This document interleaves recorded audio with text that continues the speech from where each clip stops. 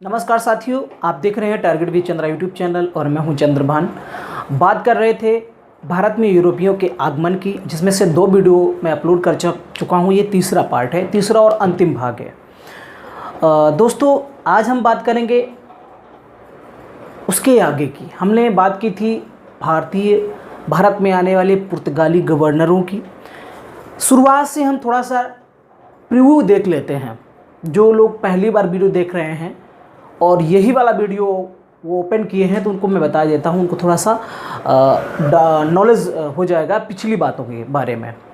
तो पहले पार्ट में हम लोगों ने पढ़ा था पूरी तरीके से यूरोपियों के भारत आगमन की पृष्ठभूमि क्या थी, क्यों आते हैं, कैसे आते हैं, आने के क्या क्या कारण थे, क्या उनकी मजबूरियां थी।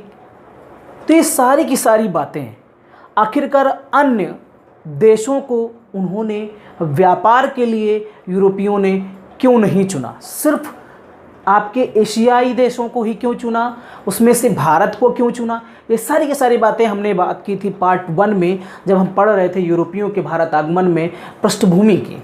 सेकेंड पार्ट में हम लोगों ने जाना कि पुर्तगाली तो आए, लेकिन उन पुर्तगालियों में कौन कौन से लोग थे, मुख्य कौन कौन से लोग थे, जिसमें से हमने जाना कि हेनरी द नेविगेटर किस तरीके से रास्ते की खोज करता है। उसके अलावा फिर आता है बार्थोलोमू डियाज आता है।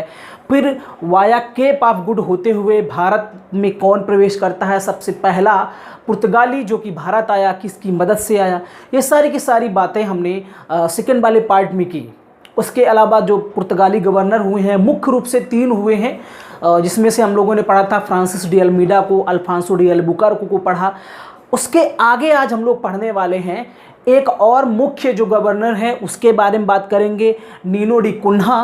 और इसके साथ साथ पुर्तगालियों के भारत से संघर्ष कैसे होते हैं, संघर्ष में क्या होता है, किन राजाओं के साथ संघर्ष होते हैं, उन संघर्षों का इनको क्या फ़ायदा मिलता है, साथ साथ में पुर्तगालियों का भारत में योगदान क्या रहा।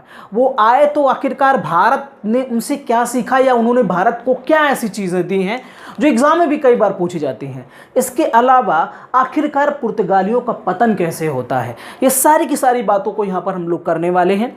एक चीज़ मैं बताना चाहता हूँ कि जिस तरीके से मैंने बोर्ड पर चीज़ों को मेंशन किया हुआ है, इससे आप अपना नोट्स भी बना सकते हैं। मेरा बोर्ड पे लिखने का एक ही इंटेंशन रहता है कि आप क्या कर पाएँ, कि अपना नोट्स भी तैयार कर पाएँ। और बाकी चीज़ें तो मैं आपको ऐसे ही लेक्चर की तरह लेक्चर में आपको बताता रहता हूँ, तो आपको ध्यान से सुनने की केवल आवश्यकता पड़ती है। तो दोस्तों, आइए शुरू करते हैं आज के पार्ट 3 की और अंतिम भाग की। आपको ध्यान से सुनना है। और मेरे पढ़ाने का तरीका, मैं अपने आप को ये नहीं कह रहा हूँ कि बहुत अच्छा पढ़ाता हूँ, लेकिन जो मैं मैटर दे रहा हूँ वो आपको बहुत सारी किताबों का निचोड़ है। वो आप आधुनिक भारत की कितने भी बेस्ट से बेस्ट पुस्तक की बात करेंगे, जिसको हम कहते हैं, जब हम बात करते हैं कि सबसे अच्छी पुस्तक कौन सी है, तो लोग कहते हैं स्पेक्ट्रम है। चाहे स्पेक्ट्रम के ले लो, चाहे वाणी के ले लो, या कोई भी पुस्तक ले लो, मैं कम से कम 5-6 पुस्तकों का जो निचोड़ होता है, जो सार होता है, उसको लेकर के मैं यहाँ पर आता हूँ। तो थोड़ा सा वीडियो ये आपके लिए इम्पोर्टेंट हो जाता है। अगर मैं मेहनत करता हूं तो आपको भी मेहनत करने की आवश्यकता है। ठीक है, तो आइए शुरू करते हैं। देखिए, हमने 2 गवर्नर के बारे में पढ़ लिया था, फ्रांसिस डी अल्मीडा के बारे में और अल्फांसो डी अल्बुकर्क के बारे में। उसके बाद जो इम्पोर्टेंट जो एक और बचता है वो था नीनो डी कुन्हा। उसके बारे में थोड़ा सा जान लेते हैं। देखिए, नीनो डी कुन्हा, इसके बारे में बस 2 क्वेश्चन पूछे जाते हैं और ज़्यादातर एक ही प्रश्न पूछा जाता है, ज़्यादा इम्पोर्टेंट नहीं है। जैसे कि एक बात तो आप ये देखते हैं कि 1534 में बसीन व 1535 में द्वीप पर अधिकार कर लिया। ये द्वीप थे। अब दोस्तों, कई लोगों को दिमाग में ये बात आती होगी कि जो भारत के मुख्य भूमि के जो बड़े बड़े शहर हैं, उनमें इन्होंने कब्जा क्यों नहीं किया, और ये द्वीपों पर ही क्यों कब्जा करते थे। आपको पता है कि वो दक्षिण से आए थे और पूरी तरीके से भारत में अपना अभी कंट्रोल नहीं कर पाए थे। जो दक्षिणी जो द्वीप थे, चूंकि इनका व्यापार भी वहाँ से होता था, और ये पुर्तगाली जो थे, ये इनकी नावें भी अच्छी थी, इनके पास जहाज निर्माण कला भी थी। इस वजह से द्वीपों पे क्या रहता है कि बहुत सारे प्राकृतिक संसाधन होते हैं और इसलिए उनको ये महत्वपूर्ण होते हैं। तो इस वजह से ये जो द्वीप हैं, एक बसीन का द्वीप है, एक आपका दीव का द्वीप है, दमन द्वीप आपने नाम सुना होगा। इस पर ये अधिकार कर लेता है। कौन? नीनो डी कुन्हा। तो बसीन व द्वीप पर ये अधिकार कर लेता है। कैसे अधिकार करता है? चूंकि मुगल शासक उस समय हुमायूं और गुजरात के एक शासक था बहादुर शाह। देखिए बहादुर शाह मुगल वंश में भी हुए हैं, लेकिन ये बहादुर शाह दोस्तों गुजरात वाला राजा था। तो ये बहादुर शाह और हुमायूं के बीच में संघर्ष चलता रहता है, अक्सर लड़ाइयाँ होती रहती हैं। तो होता क्या है कि जो बहादुर शाह था, बहादुर शाह के बारे में मैं आगे आपको बताने वाला हूं, पहले आप ये जान लीजिए। तो बहादुर शाह व हुमायूं के बीच में जो झगड़ा होता था, उस झगड़े का लाभ उठा करके दो लोग आपस में लड़ रहे हैं किसी एक जगह के लिए, तो दो लोग लड़ते ही रहे, तीसरा क्या कर गया काम करके चला गया। तो वही काम नीनो डी कुन्हा करता है, दो लोगों के झगड़े का लाभ उठा करके 1534 में बसीन को और 1535 में दीव पर इसने क्या किया, कब्जा कर लिया। एक तो ये इंपॉर्टेंट काम किया, ठीक है। दूसरा काम क्या किया, मैंने पिछले ही वीडियो में बताया था कि अल्फांसो डी अल्बुकर्क ने, वास्को डी गामा ने कोचीन को केंद्र बनाया था, वहाँ पर फैक्ट्री खोली थी, लेकिन जब बाद में अल्फांसो डी अल्बुकर्क आता है तो इसने कोचीन को अपना प्रमुख केंद्र बनाया, उसको अपनी राजधानी बनाया। लेकिन उसके बाद आने वाला जो गवर्नर था, पुर्तगाली गवर्नर नीनो डी कुन्हा, याद रखिए दोस्तों ये इंपॉर्टेंट है यहाँ से, इसने कोचीन की जगह पर गोवा को अपना मुख्यालय बनाया, अर्थात अपना केंद्र बनाया, राजधानी बनाया। तो कोचीन से गोवा स्थानांतरित करने वाला, राजधानी स्थानांतरित करने वाला पुर्तगाली गवर्नर कौन था, नीनो डी कुन्हा। ये यहाँ से ज़्यादा इंपॉर्टेंट हो जाता है, इस बात को आप जरूर याद रखिए। तो 2 पॉइंट्स आपको इससे याद रखने हैं और ज़्यादा दिमाग पर प्रेशर डालने की आवश्यकता नहीं है। यहाँ पर वही चीज़ें बताई जाएंगी जो आपके एग्जाम की दृष्टि से महत्वपूर्ण हो, जो एग्जाम में पूछी जा सकती हों, ठीक है। तो ये नीनो डी कुन्हा के बारे में हो गया। तो पुर्तगाली गवर्नर और भी आते हैं, लेकिन वो कुछ खास नहीं थे। अगर गवर्नरों से प्रश्न पूछा जाएगा तो सिर्फ ये 3 गवर्नर हैं आपके। पहला जो था फ्रांसिस डी अल्मीडा, दूसरा अल्फांसो डी अल्बुकर्क और तीसरा नीनो डी कुन्हा।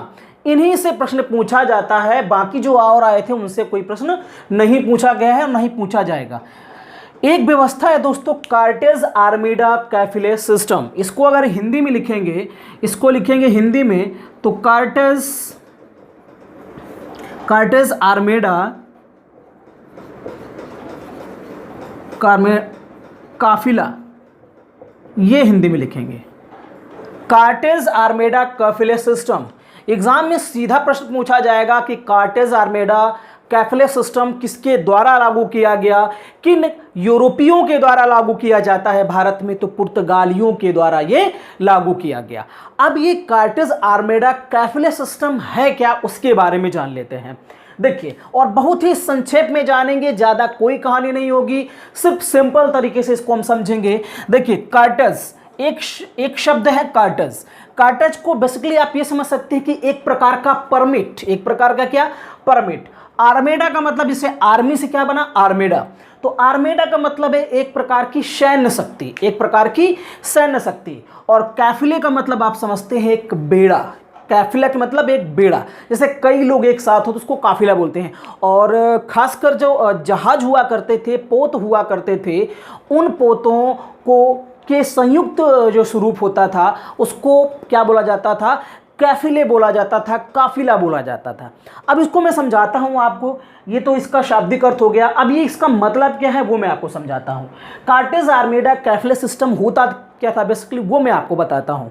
देखिए, जो पुर्तगाली थे, पुर्तगाली जो व्यापार किया करते थे अपने जहाज़ों के माध्यम से, पोत के माध्यम से, तो उसमें जो सामान जाया करता था, उस सामान की सुरक्षा के लिए एक जहाजी बेड़ा, एक सैनिक जहाजी बेड़ा भी इनके साथ में रहता था, आसपास रहता था, ताकि कोई उस पर लूट मार ना कर सके।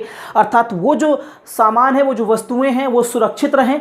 और साथ साथ में एक ये भी काम होता था, मुख्य काम, कि आपको पता है कि हिंद महासागर, आपको पता है कि ये जो हिंद महासागर था, इस हिंद महासागर में पूरी तरीके से पुर्तगालियों का डंका बसता था, अर्थात इनका नियंत्रण था। अल्बुकर्क ने, मैंने बताया था कि अल्बुकर्क ने गोवा के, इसके अलावा यहीं पर आपका फारस की खाड़ी आगे है और यहाँ पर आपका मलक्का की खाड़ी, इन तीनों बंदरगाहों पर अपना नियंत्रण स्थापित कर लिया था। अर्थात इस एरिया पे पूरी तरीके से हिंद महासागर के एरिया पर पूरी तरीके से पुर्तगालियों का नियंत्रण था, ठीक है। तो अगर ये यहाँ से अगर किसी भी व्यापारी का या किसी भी कंपनी का या किसी भी राजा का जहाज यहाँ से गुजरता है तो क्या है कि बिना पुर्तगालियों की अनुमति के वो वहाँ से गुजर नहीं सकता है। इसी को बोला जाता है कार्टेज आर्मेडा कैफिले सिस्टम, अर्थात पुर्तगालियों से आपको परमिट लेना पड़ेगा। अगर उनके एरिया से अगर आप अपना पोत जहाज़ निकालते हैं तो आपको पुर्तगालियों से परमिट लेना पड़ेगा और उसके एवज में कुछ उनको टैक्स भी देना पड़ता था। इसी व्यवस्था को नाम दिया गया कार्टेज आर्मेडा कैफिले सिस्टम। और आपको जानकर के इंटरेस्ट आएगा कि अकबर जैसा महान राजा भी अगर कोई व्यापार करता था हिंद महासागर के माध्यम से तो उसको भी कार्टेज लेना पड़ता था, अर्थात पुर्तगालियों से उसको भी परमिट लेना पड़ता था। ये इसलिए मैं आपको बता रहा हूं कि इतना महान शासक अकबर भी अगर यहां से गुजरता है, उसके जहाज या पोत गुजरते हैं तो उनको भी बिना परमिशन के वहां से जाने नहीं दिया जाता था। इसका मतलब एक महान शासक जिसको अकबर महान कहा गया है उसको भी परमिशन लेना पड़ता था इस एरिया से गुजरने के लिए। अब आप समझ सकते हैं, अंदाज़ा लगा सकते हैं कि पुर्तगालियों की शक्ति हिंद महासागर में कितनी ज़्यादा थी, अंदाज़ा लगा सकते हैं। और दोस्तों एक बात और आपको याद होनी चाहिए, जब मैं मुगल वंश पढ़ाऊंगा तो उसमें मैं बताऊंगा कि अकबर पहली बार जब समुद्र को देखता है तो कैम्बे में ही जाता है, गुजरात में कैम्बे में जाता है और पहली बार सागर को देखता है और पहली बार पुर्तगालियों से ये क्या करता है, मिलता है। पहली बार ये पुर्तगालियों से मिलता है। और इसके अलावा जो चर्च के फादर हुआ करते थे उनसे भी ये क्या करता है, कुछ ज्ञान एक्सेप्ट करता है, कुछ ज्ञान ग्रहण करता है, नॉलेज लेता है। और वो आध्यात्मिक ज्ञान कह सकते हैं, फिलॉसफी पर इसको इंटरेस्ट रहता है। तो आपको जानते ही हैं आप अकबर के बारे में कि वो सभी धर्मों की जो फिलॉसफी है उसको जानने की कोशिश करता था, उसी में से ये भी था। तो पुर्तगाली जो चर्च के फादर हुआ करते थे उनसे भी क्या करता था, ये पादरी जिनको बोलते हैं, उनसे इसने ज्ञान भी लिया था। ये भी आप थोड़ा सा जानकारी पे रख सकते हैं, ठीक है। तो ये था सिस्टम।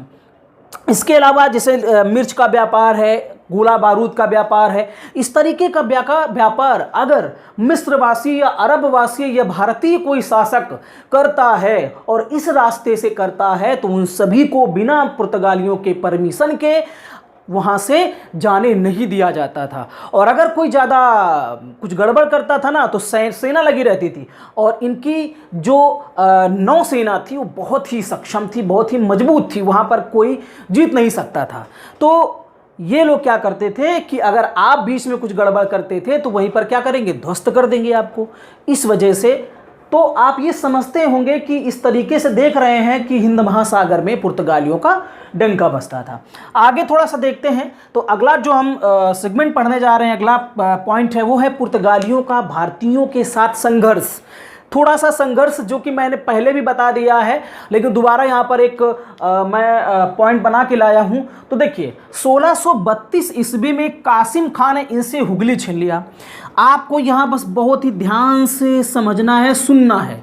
हुगली आपका कलकत्ता में पड़ता है, आपको पता है पश्चिम बंगाल में है, पश्चिम बंगाल में हुगली पड़ता है। तो हुगली को छीन लिया था कासिम खान ने। अब बात करते हैं कि कासिम खान कहाँ से आ गया बीच में। तो कासिम खान शाहजहां का सिपह सलार था।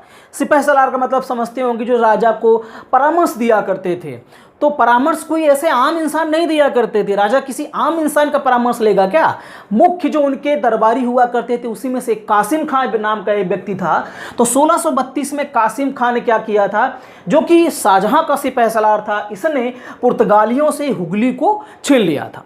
ओके, आगे देखते हैं, आगे देखते हैं। देखिए थोड़ा सा इसमें कहानी में आपको बताता हूँ। 1632 में कासिम खान ने ऐसा कर लिया। ऐसा था कि ये जो पुर्तगाली थे ये थोड़ा सा धार्मिक असहिष्णु थे। ये अपने धर्म को ज़्यादा महत्व देते थे और साथ साथ में भारतीयों के साथ कुछ ज़्यादा गलत करते थे, परेशान करते थे। शाहजहां और ये हुगली को इन्होंने लूट मार का अड्डा बना लिया था। अर्थात इनकी नीतियों में एक नीति ये भी शामिल थी कि लूट मार करो, लूट लो भारतीयों को। तो हुगली को इन्होंने लूट मार का अड्डा बना लिया था। और शाहजहां उस समय भारत का राजा हुआ करता था, मुगल शासक। अब इसको लगा कि मैं भारत का एक नामी राजा हूँ, मेरे सामने इस तरीके का हो रहा है। तो शाहजहां को बड़ा गुस्सा आया और शाहजहां ने क्या किया कि इस हुगली को पर घेरा डाल दिया और बड़ी कुटाई किया इन पुर्तगालियों की, सुटाई किया खूब अच्छे से, और ये फिर कुछ लाइन में भी आए, अर्थात कुछ ये नियंत्रण में भी आए। तो हुगली को घेर करके खूब कुटाई किया शाहजहां ने इनकी, पुर्तगालियों की, और क्या किया, कासिम खान ने हुगली को इनसे छीन लिया था। ये थोड़ा सा कहानी आप दिमाग में रखिएगा। अगली बात है 1510 में बीजापुर के सुल्तान यूसुफ आदिल शाही, मैंने बताया था जब मैं अल्बुकर्क पढ़ा रहा था तो ये काम जो है वो अल्बुकर्क के द्वारा ही किया गया था। 1510 में बीजापुर के सुल्तान यूसुफ आदिल शाही से इन लोगों ने क्या किया था, गोवा को छीन लिया। किसने छीन लिया? पुर्तगालियों ने छीन लिया। तो यहां मैं सारी बातें कर रहा हूं, भारतीयों ने कुछ छीना और कुछ इन्होंने भारतीयों से छीना, ये आपको याद रखना है। तो बीजापुर के सुल्तान यूसुफ आदिल शाही से गोवा पुर्तगालियों ने क्या किया था, छीन लिया था। ओके, गोवा छीन लिया गया। अब एक अगला पॉइंट है कि गुजरात के शासक बहादुर शाह ने बसीन को पुर्तगालियों को दे दिया, और क्यों दे दिया? हुमायूं से सुरक्षा के एवज में। तो बसीन को दे दिया, ठीक, किसने दे दिया? गुजरात के शासक बहादुर शाह ने दे दिया। देखिए, मैं पहले ही बता चुका हूं कि हुमायूं और बहादुर शाह के बीच में संघर्ष छिड़ा रहता था, लड़ाई छिड़ी रहती थी, और उसी का फायदा पुर्तगालियों ने उठाया था। तो बहादुर शाह ने, चूंकि मुगल बादशाह जो हुमायूं था उसकी अपेक्षा बहादुर शाह उतना ताकतवर नहीं था, और कोई ताकतवर कैसे जाना जाता है? जिसकी बहुत बड़ी सेना हो, जिसका बहुत बड़ा साम्राज्य हो, है ना, उसको ताकतवर कहेंगे। तो बहादुर शाह जो गुजरात का शासक था, इसने सोचा कि हुमायूं की सुरक्षा, हुमायूं से बचने के लिए हम पुर्तगालियों से दोस्ती कर लेते हैं। और पुर्तगालियों को इसने क्या किया कि पुर्तगालियों को इसने बसीन दे दिया कि ये तुम ले लो, लेकिन हमें हुमायूं से बचाए रखो, हमें इस मुगल शासक से बचाए रखो। बहादुर शाह ने ऐसा किया। चलिए, पुर्तगालियों ने कहा ठीक है हम ऐसा करते हैं, है ना, ये इन्होंने कहा कि ठीक है हम आपकी बात मानते हैं, बसीन को हम कब्जे पे ले लेते हैं, ठीक है। लेकिन मैं आपको आगे की कहानी बताए दे रहा हूं, यहाँ पर मैंने मेंशन नहीं किया है, और मुझे लगता है कि ऐसा इस तरीके से प्रश्न नहीं पूछा जा सकता, फिर भी आपके नॉलेज में मैं रखे दे रहा हूं बहादुर शाह की कहानी। बहादुर शाह को एक बार क्या होता है कि ये पुर्तगाली मीटिंग के लिए बुलाते हैं, और कहाँ बुलाते हैं? पानी के जहाज में, पानी के जहाज में मीटिंग के लिए बुलाते हैं। और क्या करते हैं? असल में हुआ क्या था कि बसीन को लेकर के बहादुर शाह और पुर्तगालियों के बीच में थोड़ा मनमुटाव हो गया और झगड़ा फसाद होने लगा। हो सकता है बाद में बहादुर शाह ने कहा हो कि हमारा वापस करिए बसीन, जब हमारी मदद नहीं कर रहे तो वापस करिए, और वो ली हुई चीज़ को कहाँ वापस कर सकते। तो झगड़ा होता रहता था पुर्तगालियों के बीच में और बहादुर शाह के बीच में। तो बहादुर शाह को मीटिंग के लिए बुलाया और ये बेवकूफ़ चला गया। जब वहाँ गया, पानी के जहाज़ में इसको बुलाया गया, और क्या किए, उसको उसी शिप से क्या किए, पानी में फेंक दिए उठा के, और बहादुर शाह की कहानी वहीं पे समाप्त हो जाती है। तो इस तरीके से बहादुर शाह की थोड़ा सा स्टोरी है, और बसीन पर उन्होंने कब्जा कर लिया था। अगला जो पॉइंट है, बाजीराव प्रथम के समय मराठा सरदार चिनप्पा ने, किसने? चिनप्पा ने, कटप्पा ने नहीं दोस्तों, चिनप्पा ने 1739 में बसीन और सालसेट को पुर्तगालियों से छीन लिया। ऐसा, ये देखिए, ये 1739 की बात है, ठीक है। बाद में फिर ऐसा हुआ होगा कि पुर्तगालियों को, आपने देखा ना कि बहादुर शाह को मार करके वैसे भी बसीन पर कब्जा कर लेते हैं। तो बाजीराव प्रथम उस समय मराठा शासक हुआ करता था, और उसी का एक सरदार था जिसका नाम था चिनप्पा। बहुत बहादुर था ये सरदार था, और 1739 ईस्वी में जिस बसीन को पुर्तगालियों ने अपने कब्जे पर रख लिया था, इसके अलावा एक और जगह है सालसेट, इसको क्या किया, किसने छीन लिया। तो उस समय जब हम मराठों को पढ़ते हैं, पुर्तगालियों को पढ़ेंगे आप तो नहीं मिलेगा, ये मैंने पॉइंट्स यहाँ पर रखा हुआ है। आप मराठों को पढ़ेंगे, मराठा साम्राज्य पढ़ेंगे, तब ये आपको बात पता चलेगी। तो बाजीराव प्रथम का जो सरदार था चिनप्पा ने क्या किया था कि सालसेट और बसीन को छीन लिया था। उस समय अगर देखा जाए तो मराठों की यूरोपियों के खिलाफ सबसे बड़ी जो है वो ये जीत थी, सबसे बड़ी जीत थी यूरोपियों के खिलाफ। तो इसलिए ये इंपॉर्टेंट है, हो जाता है, और यहाँ से पूछा जा सकता है, तो याद रखिएगा चिनप्पा। अगली बात है मुंबई। मुंबई की कहानी को दोस्तों समझते हैं। यहाँ से प्रश्न पूछ लिया जाता है और बहुत ही सिंपल तरीके से आपको यहाँ पर मैं बताने जा रहा हूँ। आपको ज़्यादा कुछ दिमाग लगाने की आवश्यकता नहीं पड़ेगी। 3 पार्टों में मैंने बांट दिया, 1661, 1668, 1687। मुंबई के बारे में, मुंबई के परिप्रेक्ष्य में ये 3 प्रकार की घटनाएं हैं, 3 समय में होती हैं अलग अलग टाइम पे, और कैसे होती हैं, क्या इसमें होता है, उसके बारे में जानते हैं। 1661 की बात करते हैं तो उस समय ब्रिटेन का राजकुमार था चार्ल्स द्वितीय। क्या नाम था? चार्ल्स द्वितीय नाम था, और इसने पुर्तगाली राजकुमारी कैथरीन से विवाह किया था।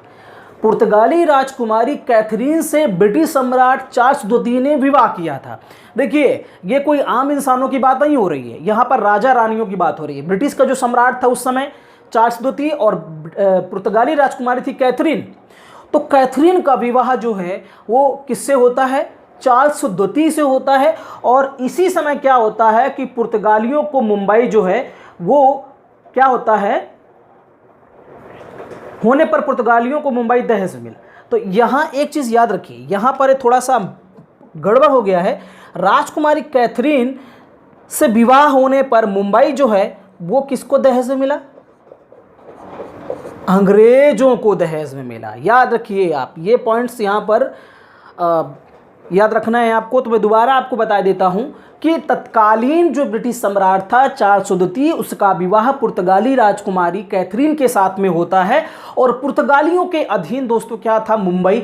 तो मुंबई को पुर्तगालियों ने क्या किया था? दहेज में दिया था। तो उस समय भी दहेज जैसी बात थी। दहेज जो प्रथा है वो बहुत ही प्राचीन समय से हम देख रहे हैं अपने भारत में, और आज भी वर्तमान में भी विद्यमान है, और इसका विरोध होना चाहिए, और विरोध बहुत सारे लोग करते भी हैं। तो मुंबई जो है वो दहेज में किसको मिला? अंग्रेजों को मिला। कब? 1661 में। ठीक। अगला पॉइंट है 1668 में। इस समय क्या हुआ?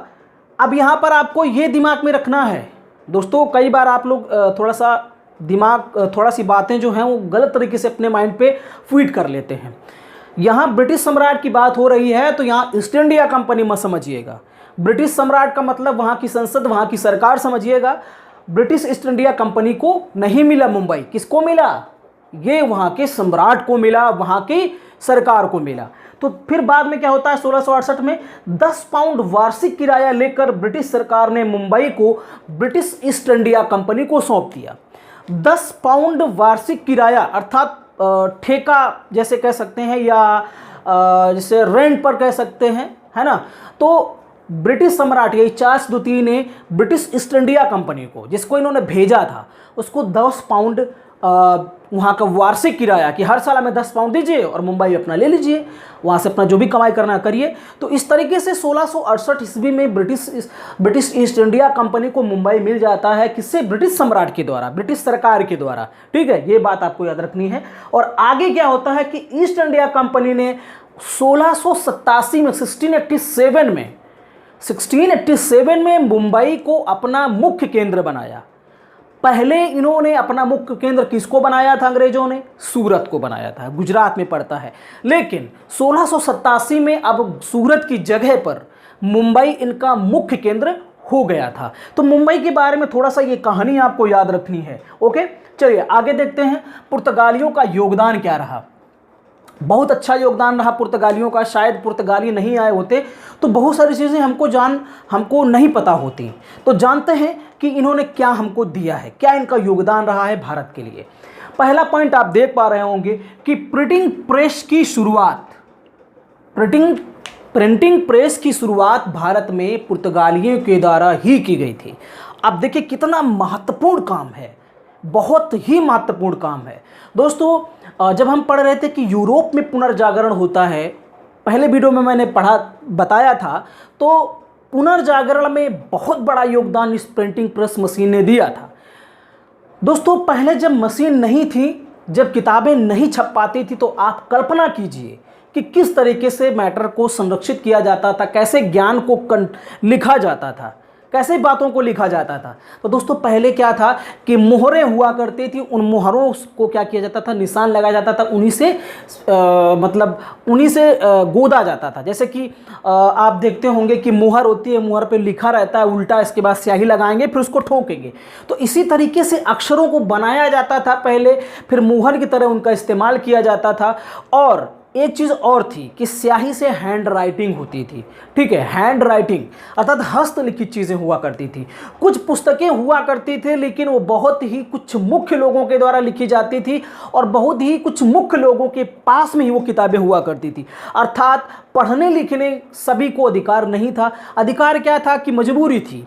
सब जो बहुत ही उच्च वर्ग के लोग हुआ करते थे, कुछ नामचीन व्यक्ति, उन्हीं के पास पुस्तकें रहती थी, सभी के पास पुस्तकें अवेलेबल नहीं रहती थी। आज तो पुस्तकें होती हैं लेकिन फिर भी हम नहीं पढ़ते हैं। हम इस महत्व को नहीं समझते हैं कि काश उस समय जब पुस्तकें नहीं थी तब लोग कैसे ज्ञान को ग्रहण करते थे, कैसे ग्रहण करते थे। हम बोल रहे थे, दूसरा सुनता था, सिर्फ यही था, कंठस्थ किया जाता था, कोई किताब नहीं छपती थी। और सोचो कि अगर 2-4 किताबें 10 किताबें एक व्यक्ति कोई लिखेगा भी तो किसके किसके पास जाएंगी, क्योंकि मशीन, छपाई वाली मशीन थी ही नहीं। तो सभी लोगों को पुस्तक जो है वो अवेलेबल नहीं हुआ करती थी। खासकर कमजोर जो वर्ग था, गरीब वर्ग था, वो तो किताबों को कभी मुंह ही नहीं देखता था कि किताबें कैसी होती हैं, क्या होता है। तो कुछ हस्तलिखित नोट्स हुआ करते थे और सबसे पहले बाइबिल को लिखा जाता था। अब सोचिए कि एक व्यक्ति ने बाइबिल के बारे में कुछ लिखा और दूसरा व्यक्ति कुछ लिख रहा है। अब दोनों की किताबों में अंतर था, दोनों की किताबों में अंतर था। एक ही व्यक्ति अगर एक ही किताब दोबारा लिखेगा तो क्या हो जाएगा, फर्क हो जाएगा, शब्दों में फर्क हो जाएगा। तो बड़ी समस्या होती थी। कभी कभी जो पादरी हुआ करते थे, वो जो धर्मगुरु हुआ करते थे, उनमें आपस में बहस हो जाती थी कि नहीं ये ऐसा है, ये ऐसा है। अब एक मशीन होती और एक ही पुस्तक को सैकड़ों बार छाप दिया गया होता तो सारे लोग पढ़ लिए होते। अगर उसमें कुछ संशोधन करना ही रहता तो एक बार फिर संशोधन हो जाता। लेकिन अलग अलग तरीके से लिखते थे तो अलग अलग इस तरीके से विवाद भी बहुत उत्पन्न हुआ करते थे।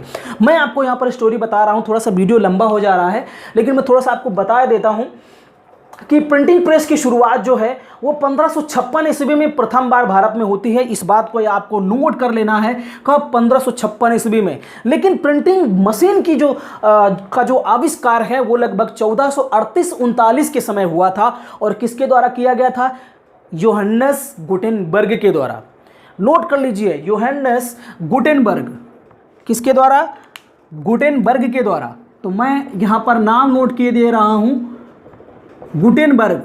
और कब, 1438-39 के समय में योहानस गुटेनबर्ग जो कि जर्मनी के थे, इन्होंने इस प्रिंटिंग प्रेस का आविष्कार किया था। लेकिन ये भारत में कब आती है, 1556 में। और किसके द्वारा लाई जाती है, तो पुर्तगालियों के द्वारा इसकी शुरुआत भारत में की जाती है। ये जो गुटेनबर्ग थे जर्मनी में रहते थे। इनका पिता जो टक्साल कंपनी में काम किया करते थे, अर्थात नोटों की छपाई किया करते थे, सिक्कों की, नोटों की, सिक्कों की। तो बचपन से ही ये काम इस पे लगे हुए, जिनको काफ़ी नॉलेज होता है।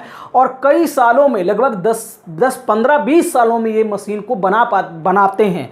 अचानक से नहीं बनती है मशीन, अचानक से नहीं बनती, बहुत मेहनत करते हैं। इसमें इतना ज़्यादा संघर्ष है कि इनकी स्टोरी आप सुनेंगे तब आपको पता चलेगा कि एक मशीन को बनाने में इतना भी समय लग सकता है।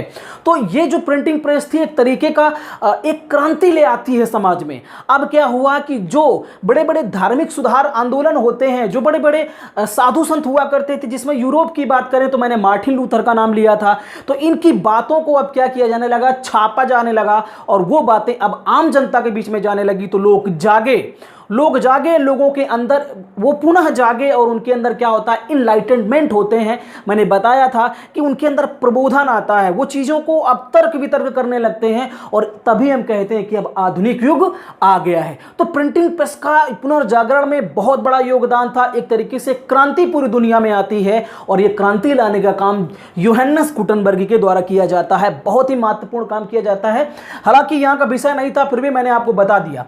अगला पॉइंट है कि भारत में पहली पुस्तक जो है वो गोवा के पादरियों के द्वारा ही छापी जाती है। ठीक है, तो गोवा के पादरियों का मतलब पुर्तगाली हो गया, क्योंकि गोवा में कौन पादरी थे, सेंट जेवियर जो चर्च बना था, किसने बनाया था, वो तो पुर्तगालियों ने ही बनाया था।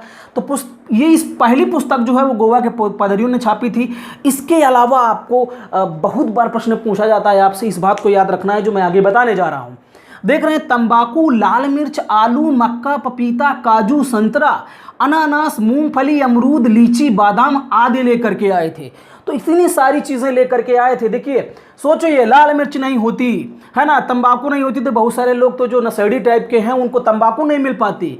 मक्का जो खाते हैं ना, मक्के का भुट्टा, वो नहीं मिल पाता। पपीता, काजू, संतरा, अमरूद, ये मूंगफली, अनानास, ये सारी के सारी जो चीज़ें हैं, सब्जियां हैं, और फल जो हैं, ये क्या है कि पुर्तगालियों के द्वारा भारत में लाए गए। तो ये कुछ चीज़ें हैं जो आपको नोट कर लेना है। और इसके लिए मैं, और ज़्यादातर प्रश्न कहाँ से पूछता है, ज़्यादातर पूछता है जैसे कि तंबाकू हो गया आपका, आलू आपका हो गया, मक्का हो गया, पपीता, काजू, संतरा, है ना।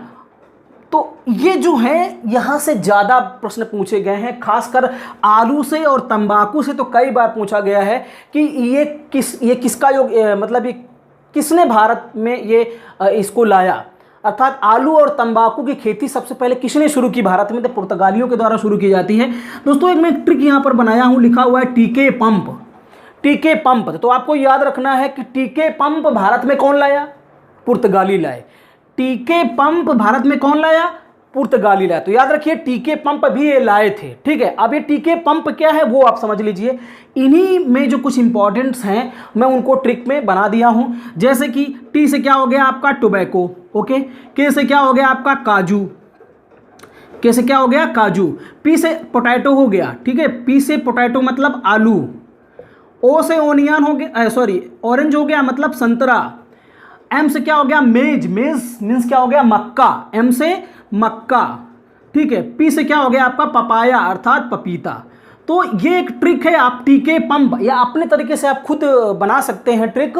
तो टीके पंप पुर्तगाली लेकर के आए थे, अर्थात टोबैको, काजू, पोटैटोस, ऑरेंज, मेज और पपाया, ये इतनी जो चीज़ें हैं इंपॉर्टेंट, ये पुर्तगालियों की देन है जो भारत में इनकी खेती शुरू होती है, ठीक है। इसके साथ साथ में जहाज निर्माण की शुरुआत, भारत में जहाज निर्माण की शुरुआत जो है, और कौन सा, पानी वाला जहाज, इसके निर्माण की शुरुआत पुर्तगालियों के द्वारा ही सर्वप्रथम की जाती है, इस बात को याद रखिए।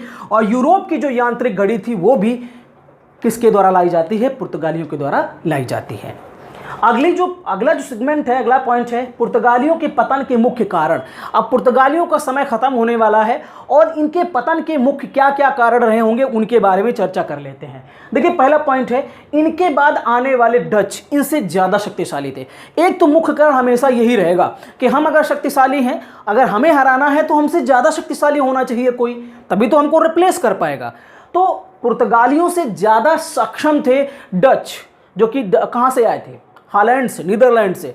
तो डच जो हैं वो ज़्यादा शक्तिशाली से ज़्यादा सक्षम थे और इन्होंने पुर्तगालियों को रिप्लेस कर दिया, धीरे धीरे इनको भगा दिया। और कुछ पुर्तगालियों को बाद में अंग्रेजों ने, रही सही कसर जो थी वो बाद में अंग्रेजों ने निकाल ली, उन्होंने भगा दिया। हालांकि कुछ मात्रा में ये लोग फिर क्या थे कि भारत में तो रहे हैं अंतिम तक, लेकिन इनका कोई वर्चस्व जो पहले था, जब मैंने बताया था कि एक समय डंका बजता था, वो चीज़ नहीं रह जाती है। तो एक तो ये हो गया। एक अगला कारण है, भारतीय शासकों व जनता के बीच धार्मिक असहिष्णुता थी। ये भारतीय जनता के साथ अच्छे से बिहेव नहीं करते थे। भारतीय, आप अपने धर्म को उनके सामने ज़्यादा महान बता रहे हो, ठीक है महान बताइए, लेकिन उनके धर्म का भी तो सम्मान कीजिए। तो ये जनता के बीच में उनका भी शोषण करते थे और भारतीय शासकों से भी ये सही से व्यवहार नहीं किए। और यही एक कारण रहा कि कभी भी भारतीय शासक इनसे पूरी तरीके से संबंध नहीं बना पाए, अर्थात एक दूसरे से कभी दोस्ती इनकी नहीं हो पाई। चाहे वो व्यापारिक, जैसे कोई एक व्यापारी आता है वह व्यापार तक ही सीमित रहे, उसके आगे नहीं बढ़े। तो ये भी एक कारण है, ये भी इनके एक पतन का कारण बना कि आप भारतीय शासकों से अच्छा व्यवहार नहीं बना पाए, अच्छे रिश्ते नहीं बना पाए, जिसकी वजह से ये ख़त्म हो जाते हैं। अगला है कि लूट मार व डकैती को अपनी नीति का हिस्सा बनाया। अब यार तुम जिस जगह पे रह रहे हो, जिसके घर पे रह रहे हो, उसी को लूट डालोगे, उसी को लूटोगे, उसी के घर में डकैती डाल दोगे, तो कब तक कोई भी ज़्यादा दिन तक ऐसा नहीं कर पाएगा। तो लूट मार व डकैती को अपना नीति का हिस्सा बनाया था और ये भी इनके पतन का एक कारण रहा। अगला है, ब्राज़ील की खोज के बाद उनका ध्यान भारत की ओर कम हो गया। जब नई जगह खोजी गई तो वो सोचे कि यार शायद यहाँ से ज़्यादा अच्छा वहाँ हो। एक तो यहाँ पर डच आकर के हमको परेशान कर रहे हैं, भारतीय राजाओं से हमारे सही संबंध नहीं है, और डच यहाँ आकर के परेशान कर रहे हैं, क्यों ना हम ब्राज़ील की तरफ चलें। तो पूरी तरीके से तो नहीं गए, लेकिन भारत से ध्यान कम होकर के इनका ध्यान ब्राज़ील की तरफ ज़्यादा हो गया। तो ये भी एक कारण इनके पतन का था। बाकी मुख्य कारण तो आप जानते ही हैं कि डच आ गए जो इनसे ज़्यादा सक्षम थे। तो दोस्तों वीडियो कैसा लगा, अगर आपको पसंद आया हो तो आप प्लीज़ चैनल को सब्सक्राइब अवश्य कर लें, लाइक करें, शेयर करें, कमेंट्स भी करें। तो दोस्तों बहुत बहुत धन्यवाद वीडियो देखने के लिए। Thank you.